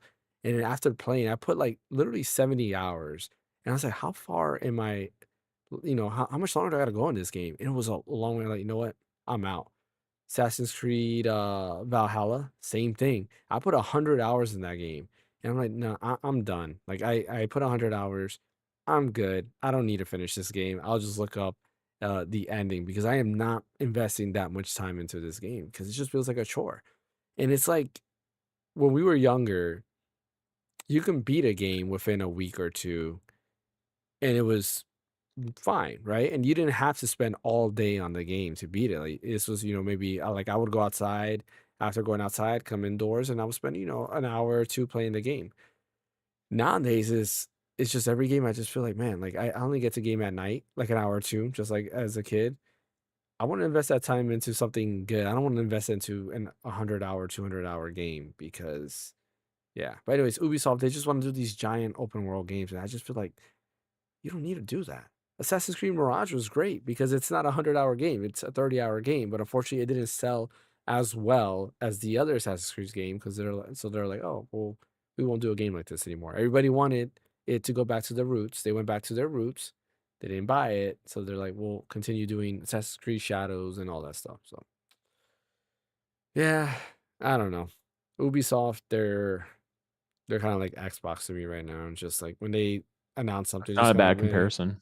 yeah, they don't know how to run their business. Just make a new Splinter Cell game. We don't have a Metal Gear Solid game. Make Splinter Cell. Perfect time to have Splinter Cell right now. Yeah, there Hopefully, hasn't I'm been a pretty sure lot that of was one of the like. cancellations. was it? I thought it was it. I thought I was.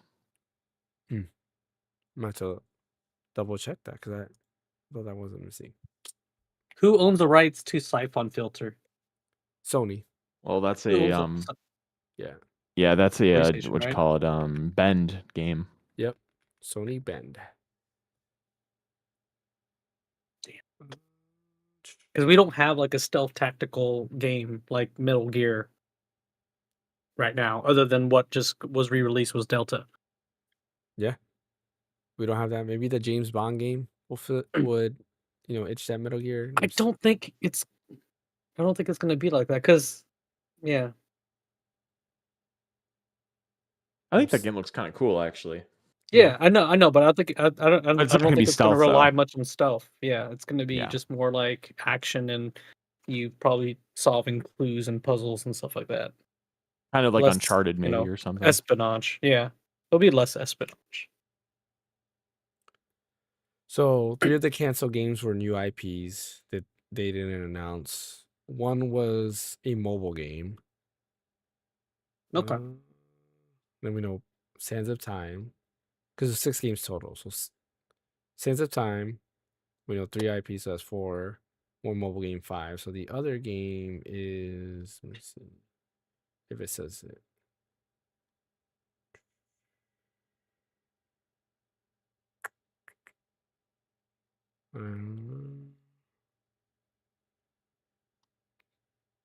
Doesn't say what it is.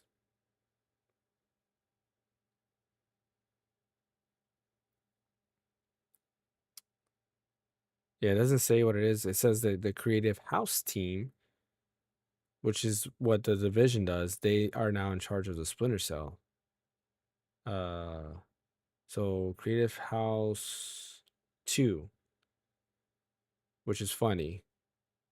They are now in charge No, of Creative Studio 3. Yeah. Creative House 2 will be in charge of the Division, Ghost Recon, and Splinter Cell. Creative House 3 will focus on live experiences, including For Honor, The Crew, Riders Republic, Brawlhalla, and Skull and Bones. Yeah. Creative House 4 will feature narrative-driven and fantasy-oriented series, including Anno, Might and Magic, Rayman, Prince of Persia. They're still saying Prince of Persia, which is funny. And then Beyond Good and Evil. And then finally, Creative House 5. I'll believe that when I see it. Creative House 5 will center on family and casual gaming, including Just Dance, Uno, Hasbro, Idle Miner Tycoon, Ketchup, I don't know what that is, Hungry Shark, and Invincible guarding the globe. Yeah, nothing about a Splinter Cell cancellation here. Okay. So we'll have to wait and see if that was it. If there was a Splinter Cell cancellation and I see it later on, I'll correct myself in the next podcast. But as of right now, we don't know. But yeah, there hasn't been like a type of stealth game like Splinter Cell and Metal Gear Solid in a very long time. And Splinter Cell was cool because they also had co-op in it, which was pretty neat. I miss doing that. I remember playing Splinter Cell Conviction co-op with my uncle. And we had a blast going through the levels, and then Blacklist came out, and that also had like co-op in it. And the co-op missions were separate from the actual game, so it's an actual story you can play in co-op, which is pretty cool. I would like for that to come back. I just love Spies versus Mercs, my buddy and me. Like when that came out Mhm. with Splinter Cell Pandora Tomorrow. Oh my Yeah. god. I spent so much time playing that. That was such a cool concept when that came out. That was so ahead of its time.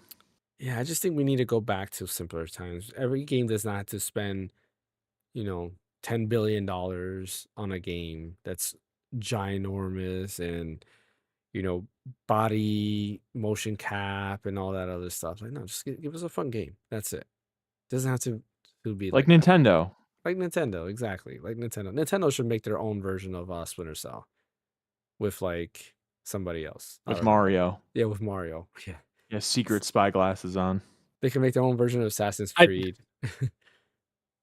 With Nabbit. Mario. No, it'd be If they Nabbit's did, it'd first be more game. like a split. It'd be more like a Splatoon cell. Yeah, that's true. I like that Splatoon cell. That's very clever. I like Splatoon that. cell.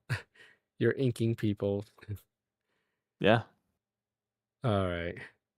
Well, that's pretty much it for the topics I have here today. Was there anything you guys wanted to mention before we end today's podcast? I got the MCon. You got it. You got yours in as well. Nice. I got mine. Yeah. Nice. Have you played around with it so far? I don't.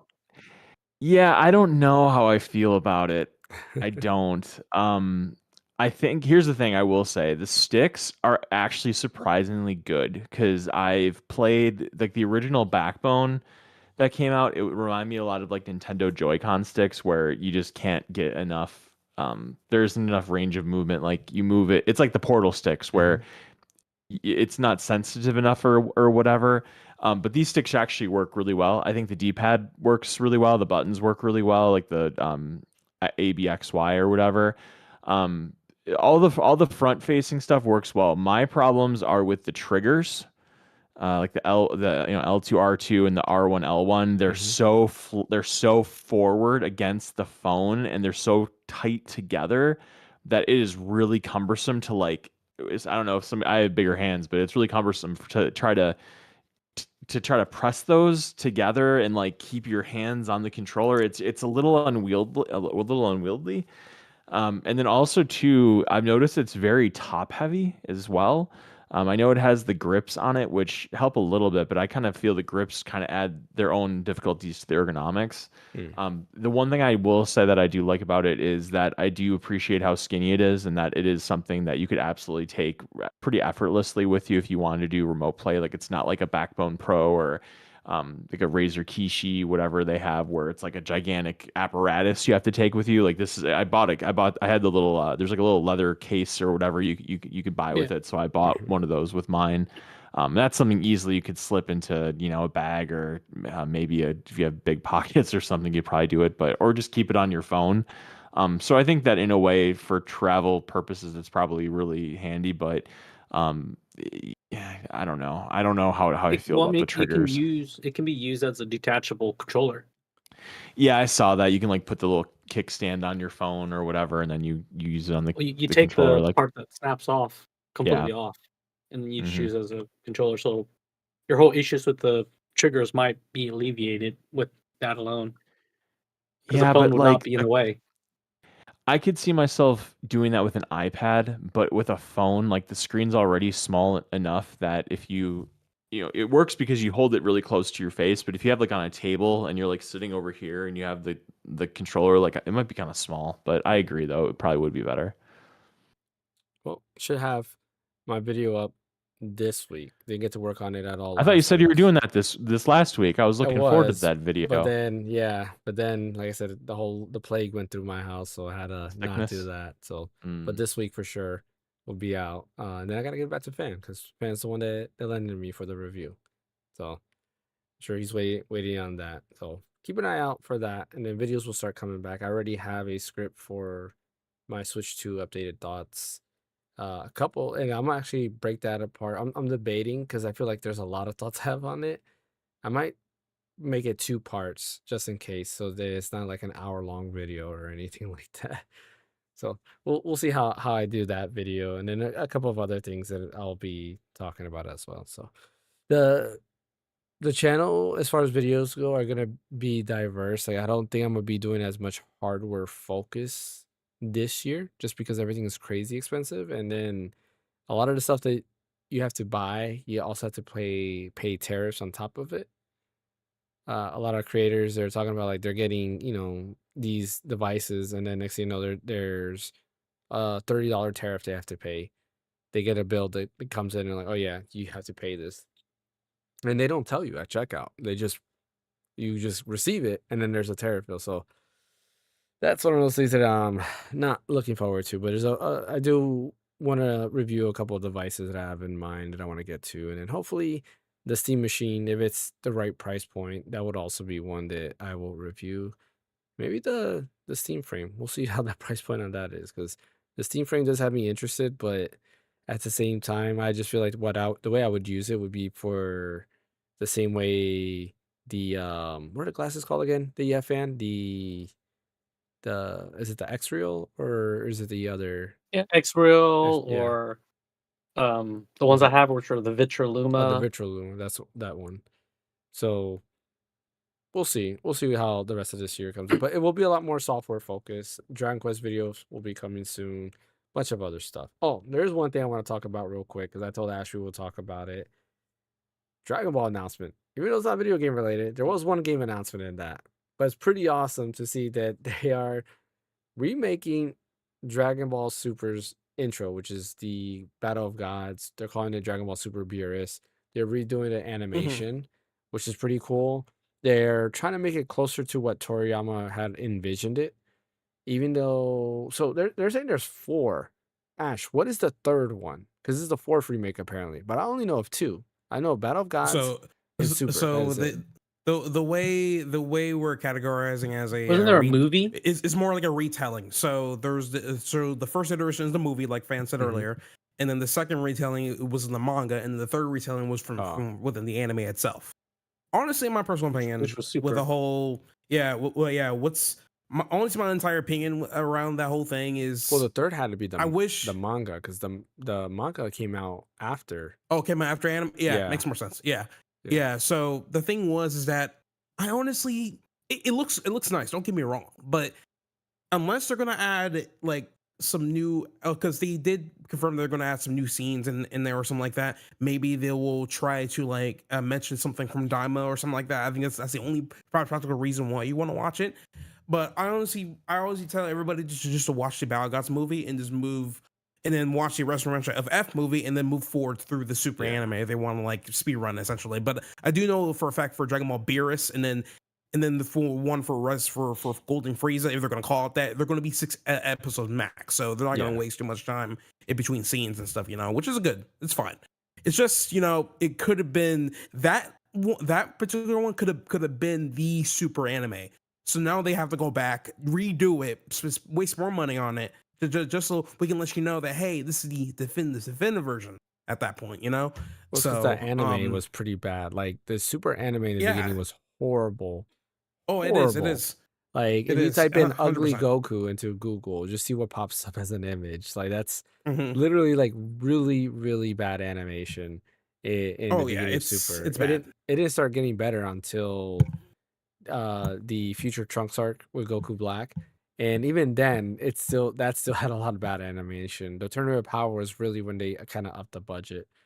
So I would like for them to kind of do those three arcs, right? The what's it called? The Battle of Gods, the Resurrection F, and then the Future Trunks slash Goku Black arc, because I feel like those should all redone in animation. They could be better, and they can change it whether they add more of the manga to it, because a lot of people still think the manga came first.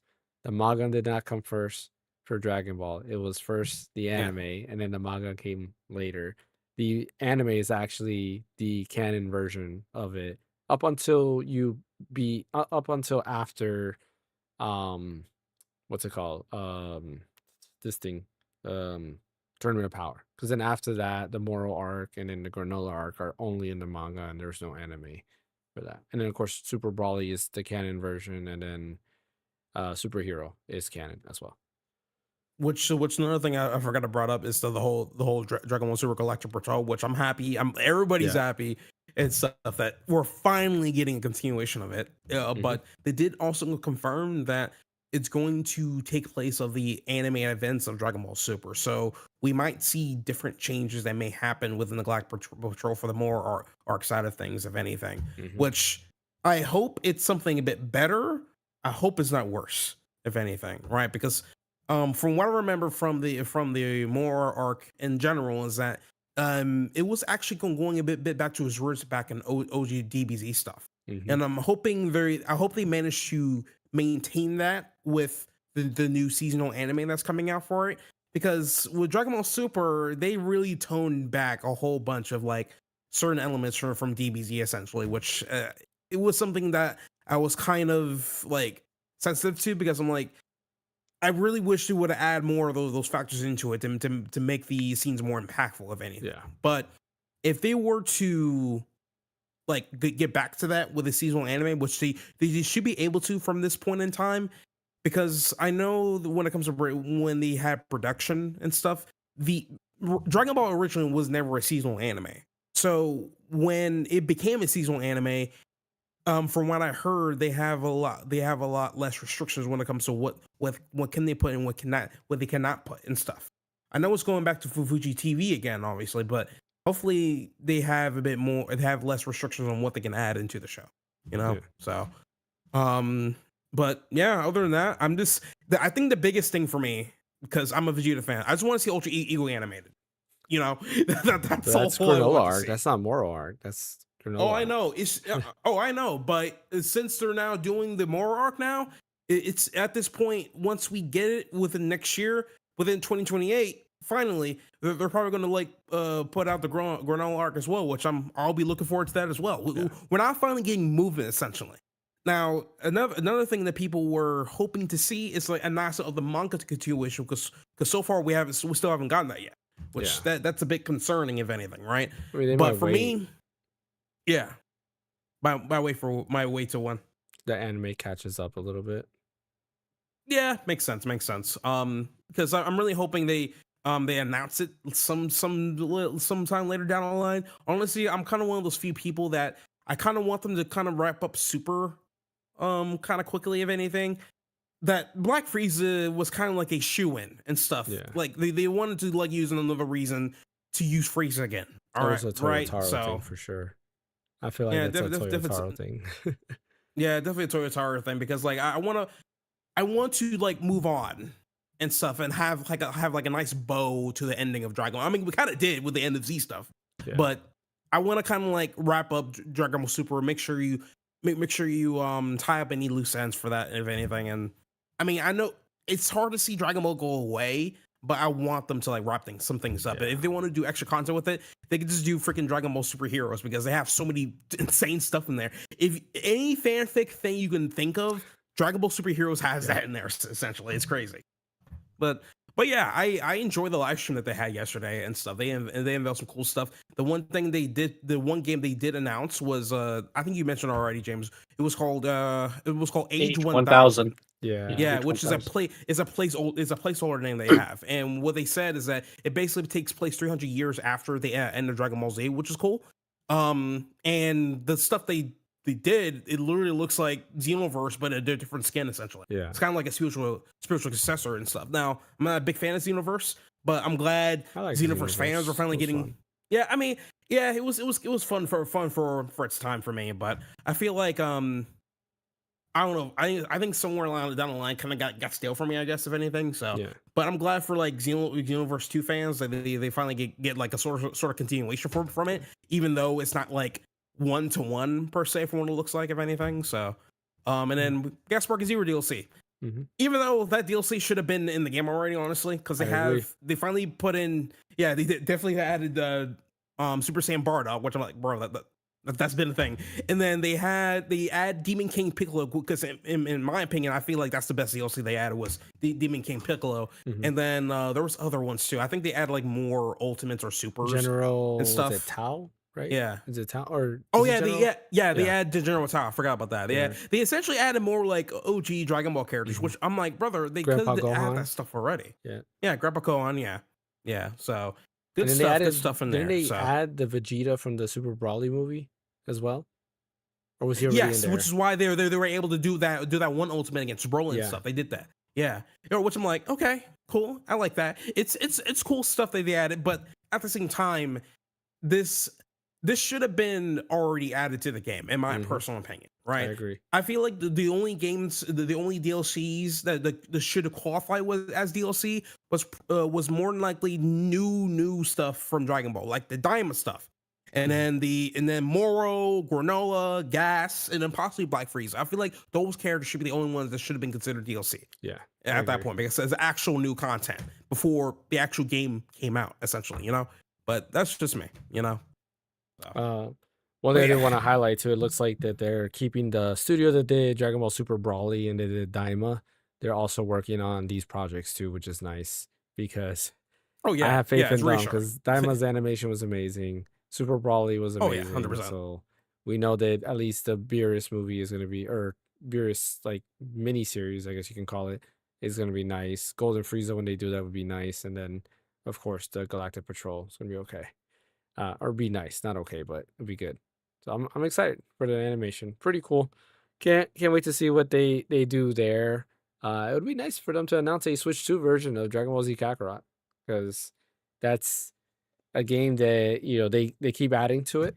They've added DLC. They added the Daima DLC to it, and I think Yeah. they should make a Switch 2 version for that game, which is pretty cool. I would love them to make a Dragon Ball DLC where you can go through and play just the whole story of Dragon Ball. I think that would be an amazing DLC. But we'll have to I'm wait and sorry. see I'm surprised there. they haven't done that yet. I don't know. They should. They should. All they did was Yeah. the tournament. That's it. The tournament against Yeah. Piccolo. Pretty All much. right. Anything anybody else wants to mention before we end the podcast? There was one thing I thought of, but like it kind of just left my mind a little bit, I guess. Oh yeah, I mean, I guess I had a couple of comments about the Mario Wonders DLC. I'm really hoping that the Switch 2 edition, I hope they have 120 FPS. That'd be so cool to see. That'd be such a great thing to look back on with the Switch 2 and everything. I hope so Even though it too. doesn't need Very it. cool looking game. Yeah. Yeah, like even though it doesn't need it, I would love to see that run and have fun with it. Do another run of it, I guess, but I don't know. That'd be cool. Yeah, it'll be the first Mario game at 120 FPS. That'll go, yeah. Anything else? Oh, new Invincible trailer came out. You guys watch? I don't know if you guys are into Invincible, but yeah, it's No. getting crazy. I only so. watched the first season. I haven't watched Damn. anything else yet. I've got kids, so like, Oh, there's only fair, Yeah, fair. it's not a I can kid watch. show. Yeah, that's fair. That's fair. Makes My sense. I'll never forget this when my wife went and put it on for my son, and she's like, "Oh, can the kids watch this?" Like, no, like, No. this is not a kid friendly. That was Imagine if you weren't there. Yeah. I was Oh, like, yeah, man. this is because you know how it is. Like, you'll see a cartoon, you're like, oh, this might be cartoon friendly. There's even some like of the newer Batman movies. I'm like, yeah, like my son likes Batman. It's like you can't watch this. It's not for your age appropriate. This is why we got ratings. So Yep.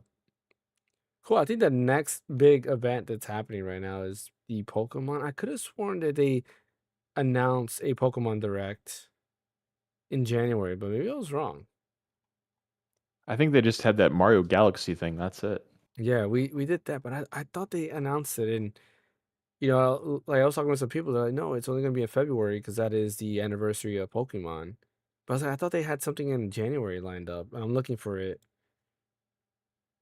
right now just to make sure. One other thing to mention too is that Persona 5 or the Persona event in Los Angeles, that live music thing. Mhm. Yeah, I wish I could have gone to that so bad. It looks so cool. yeah, same here. I even heard some voice actors were there too. I could have met them. Yeah, it doesn't look like. So it looks like I made that up. I must have dreamt it or something. But there is no Pokemon In your dream. Direct. Yeah. I guess more likely we will get something in February from Pokemon because the February 27th, which is Pokemon Day, is the anniversary of Red and Blue coming on. How Maybe about a we'll get Nintendo those. Direct in February? That'd be nice. Both. I mean, that'd be nice. That'd be nice for me. I just want to see Fire Emblem Fortune Weaves having a release date, and also Yes. have an announcement for the Switch 2 editions for all these Yume games. If that That'd be can nice. happen, that There you go. would be my direct. So That'd be nice. I feel like the Direct will be pretty big. Maybe some announcements from Xbox, because none of those Xbox games in the Direct were announced for Switch 2.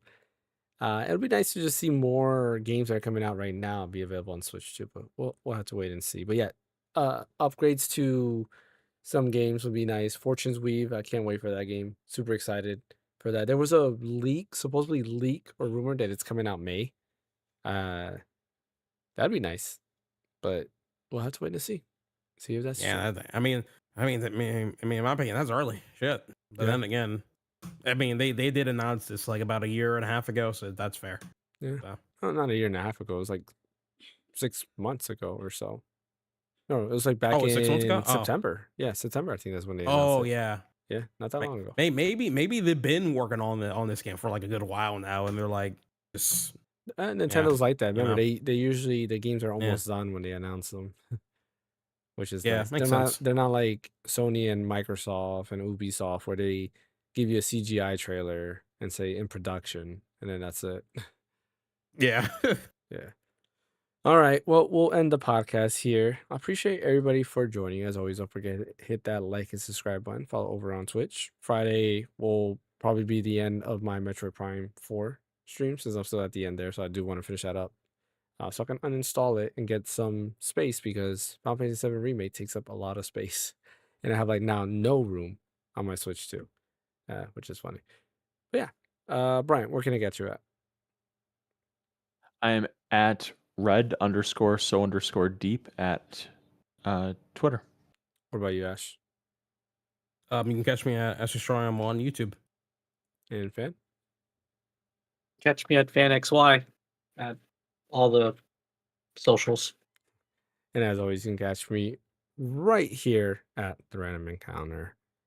Should have the video up on Thursday because that's usually my upload day. So Thursday you'll see my videos. They're gonna be shorts. I don't know because I did the video footage in shorts, so it'll probably be like I think 2 or 3 videos. Maybe we'll see how much time frame I have for that.